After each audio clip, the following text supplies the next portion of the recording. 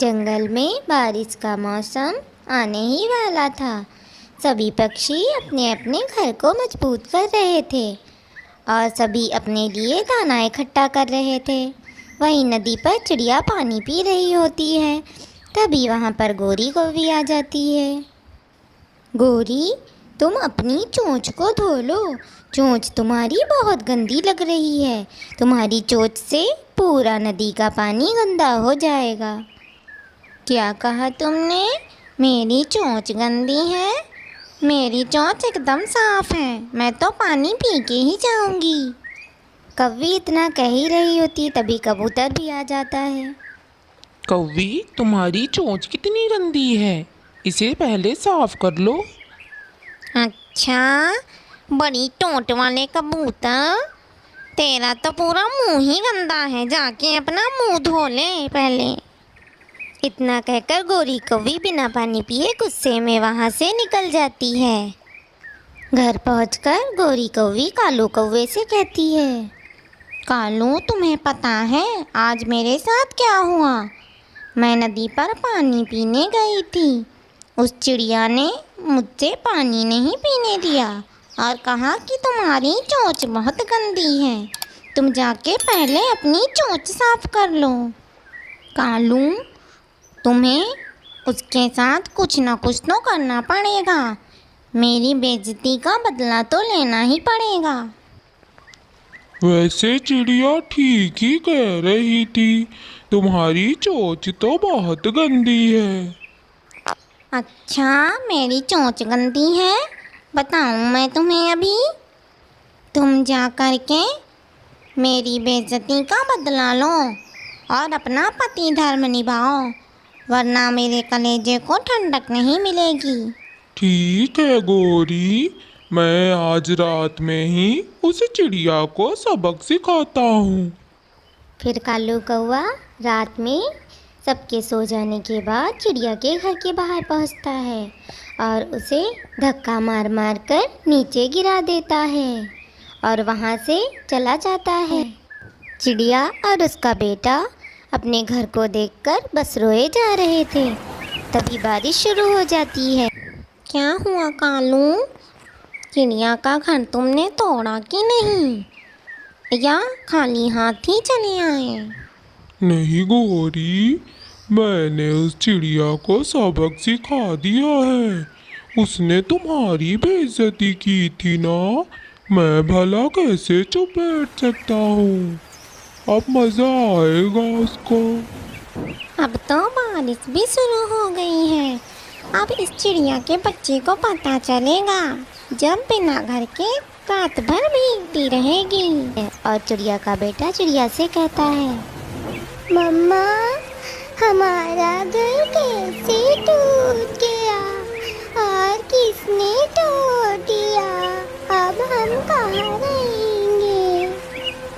पता नहीं बेटे, किसने हमारा घर तोड़ दिया। पता नहीं वो कौन सा दुष्ट इंसान है जिसने हमारा घर तोड़ दिया। अब तो बारिश भी शुरू हो गई है। पता नहीं हम कहाँ जाएंगे। तुम्हारे पापा आते ही होंगे। चुप कर जाओ मेरे बेटे, मैं और तुम्हारे पापा मिलकर कोई घर ज़रूर ढूंढ लेंगे। ऐसा कहकर चिड़िया अपने बेटे को समझाती है। तब तक चिड़िया का पति मोनू चिड़ा भी वहाँ आ जाता है।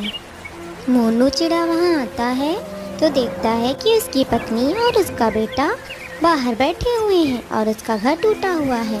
फिर वह रानू चिड़िया से पूछता है, रानू, ये हमारा घर कैसे टूट गया? हमने तो पक्का करके बनाया था। मोनू जी, मुझे भी नहीं पता कि हमारा घर कैसे टूट गया। मैं और गोलू बातें कर रहे थे, तभी अचानक से घर गिर गया। हम दोनों यहीं बैठे रहे। हम आपका इंतज़ार कर रहे थे। अब हमें कहीं दूसरा आसरा ढूंढना चाहिए, वरना अगर रात भर बारिश में ही बैठे रहे तो हमारे बेटे की तबीयत खराब हो जाएगी। हमारी पड़ोस में कौवा और कौवी रहते हैं। हमें उनसे मदद मांगनी चाहिए। अगर वो दे देते हैं तो हम रात वहीं पर गुजार लेंगे। फिर मोनू चिड़ा और रानू चिड़िया अपने बेटे के साथ गोरी कौवी के घर जाती है। फिर चिड़िया अपने पति चिड़ा और अपने बेटे के साथ गोरी कौवी के घर के बाहर पहुंच जाती है और वह गोरी कौवी को आवाज़ लगाती है, गोरी बहन, दरवाज़ा खोलें, हमें आपकी मदद की ज़रूरत है। वो हमारा घर टूट गया है और इस बारिश में हमारे पास रहने के लिए कोई जगह नहीं है। अगर एक रात आप अपने घर में जगह दे दें तो आपकी बहुत मेहरबानी होगी। अरे ये तो चिड़िया की आवाज़ लग रही है, ये तो मदद मांग रही है। अरे चिड़िया, मेरे से कोई मदद की उम्मीद मत रखना, मैं तो गंदी टोंच वाली कौवी हूँ ना। तुम गंदी टोंच वाली कौवी के साथ कैसे रह सकती हो? मेरे घर में तुम्हारे लिए कोई जगह नहीं है।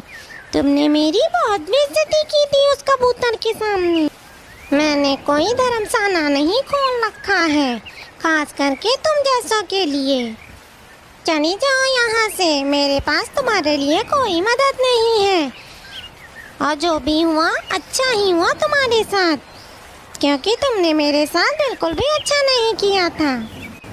गोरी कौवी की सब बातें सुनकर चिड़िया कहती है, मुझे तो लगता है ये सब इस गोरी कौवी और कालू कौवे का ही काम है। रानू, क्या तुम सच कह रही हो? अगर ऐसा है तो मैं इन दोनों को अभी बताता हूँ। नहीं, अभी आप कुछ ना करें, अभी तो हमें रहने के लिए कोई छत चाहिए। चलिए अब हम कबूतर भैया के घर जाकर देखते हैं, हम इन कौवे को बाद में देख लेंगे। कबूतर भैया ज़रा दरवाज़ा खोलिए। हाँ चिड़िया बहन, क्या बात है इतनी रात में यहाँ? हाँ कबूतर भैया, मेरा घर टूट गया है और इतनी तेज़ बारिश में मेरे पास दूसरा कोई ठिकाना नहीं है। अगर एक रात आप अपने घर में मुझे रुकने दें तो आपकी बहुत मेहरबानी होगी। हाँ चिड़िया, क्यों नहीं, इसमें भी कोई कहने की बात है, तुम अंदर आ जाओ। फिर चिड़िया और चिड़ा वहीं पर रात गुजारते हैं। होते ही देखते हैं कि बारिश धीमी हो चुकी है। वह अपना घर बनाने के लिए लकड़ी लेने निकल पड़ते हैं। चिड़िया उड़ते उड़ते अपने जंगल से दूर जंगल में पहुंच जाती है, क्योंकि उसे अपने जंगल में लकड़ियां नहीं मिल रही थी। फिर वो जैसे ही लकड़ियां उठाकर दूसरे जंगल से चलने लगती है, बारिश फिर से शुरू हो जाती है। फिर वह थोड़ी दूर उड़ती है, लेकिन वह बारिश के कारण ज़्यादा दूर उड़ नहीं पाती। फिर वो तीनों एक पेड़ पर बैठ जाते हैं। बारिश के कारण वो तीनों भीग रहे थे। फिर उन्होंने सोचा कि हम जिस पेड़ पर बैठे हैं उसी के पत्तों को तोड़कर ओढ़ लें। फिर तीनों पत्तों को तोड़कर ओढ़ लेते हैं। फिर भी बारिश बहुत तेज़ हो रही थी। फिर रानू चिड़िया अपने पति से कहती है, मोनू जी, वो देखिए वहाँ पर एक नाव पड़ी हुई है, चलिए क्यों ना हम उस नाव से चलें, क्योंकि इतनी तेज़ बारिश में हम उड़ नहीं सकते हैं, लेकिन हमें अपने जंगल तक पहुँचना भी है। हाँ रानू, हमें चलना चाहिए, मुझे नाव चलानी आती है। चलो हम तीनों उसी नाव से चलते हैं। चिड़िया उन पत्तों को नाव पर ढक देती है। तीनों नाव में बैठकर जाने लगते हैं। जंगल में हर तरफ पानी ही पानी भर गया था। फिर भी वो धीरे धीरे नाव चलाकर घर की ओर बढ़ते हैं। चलते चलते उनको रात हो जाती है और पानी भी अब कुछ कम हो गया था। फिर वो अपने घर को पहुंच जाते हैं।